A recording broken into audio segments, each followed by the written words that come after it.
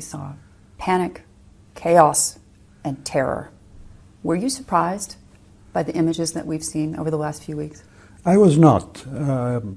When Mr. Trump made the deal with the Taliban before he left office, it was inevitable that the government would lose its legitimacy, because he was the closest ally of that government talking to the government's enemy. So it was inevitable that the Taliban had been selected by the United States to be the successor to this government. What did surprise me, though, was the way that the withdrawal took place. The sheer, I don't know how to use, which word to use, whether incompetence, carelessness, bad management, it was all a combination of those things when they've had such a long time to prepare for the withdrawal. And 20 years. Well, indeed, the experience was there, but something went wrong. So that was the surprising aspect of what happened in Afghanistan. We're talking about billions of dollars of U.S.-made weapons, everything from Black Hawk helicopters to night vision goggles, left behind by the Afghan army, and now presumably in the hands of the Taliban. And while I doubt that they're going to be flying the Black Hawk helicopters themselves, these weapons could presumably make their way outside of Afghanistan, end up in the hands of state and non-state actors. How worried about that are you? It's very worrisome. Yeah. As much as the Taliban's still standing engagement with Al-Qaeda, which is also worrisome because, Al-Qaeda targeted the kingdom first before anybody else back in 1995.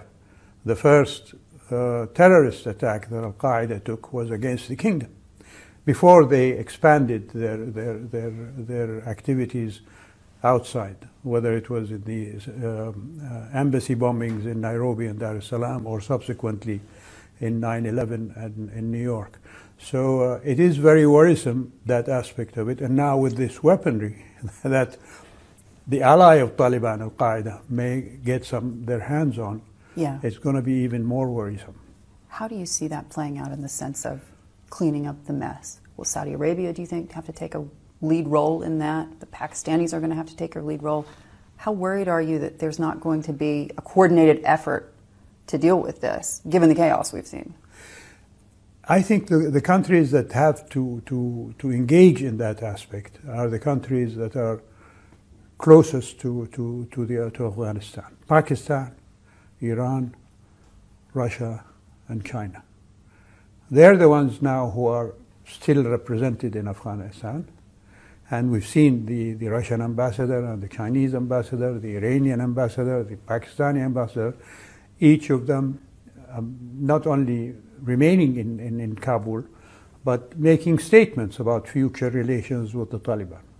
What I found most interesting in these statements is that all four countries have said that they await the conduct of the Taliban before they take any serious decisions about engagement with the Taliban.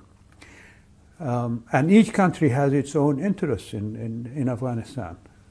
Before the fall of the government, when the Taliban were closing in to Kabul, there was a statement from an Iranian spokesman who said that, I think it was Zarif, actually, the former foreign minister, who said, well, we'll be happy to send the Afghan militias from Syria to help the government against the Taliban. That was, of course, the then government of Kabul protested that this was interference. Ashraf Ghani's government. Yes.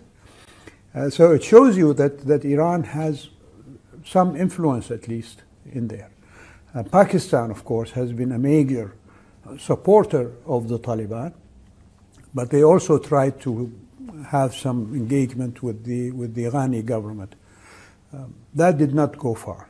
Mm-hmm. China received a representative of the Taliban before the fall of Kabul, as did Moscow.